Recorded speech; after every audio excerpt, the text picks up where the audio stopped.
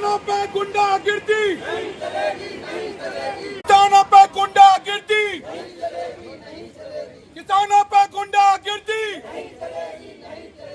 बीना से अहम खबर सामने आ रही है, जहां जमीन विवाद से जुड़ा एक मामला कोर्ट में विचाराधीन होने के बावजूद जबरन कब्जा से रोकने पर मारपीट की गई। मामले में आरोप है कि शैलेंद्र केथोरिया द्वारा महेंद्र कपूर की जमीन पर कथित रूप से अवैध दुकान निर्माण का प्रयास किया गया।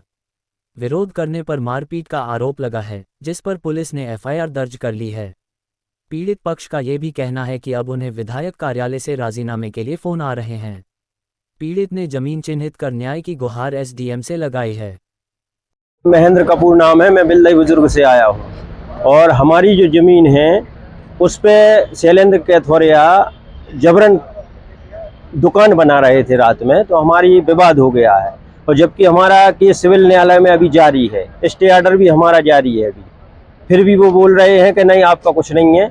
और यहाँ पे वो दुकान बना रहे थे तो हमने रोका तो उन्होंने हमें मारा। सिविल न्यायालय में भी केस जारी है अपना, तो इस हिसाब से भी हमने उनसे बोला, लेकिन थाने में भी कोई सुनवाई नहीं है। हम पहले थाने भी गए थे तो वहाँ से भी कोई नहीं आया, और बाद में हम फिर गए, जब लग गई तो फिर रिपोर्ट लिखी गई।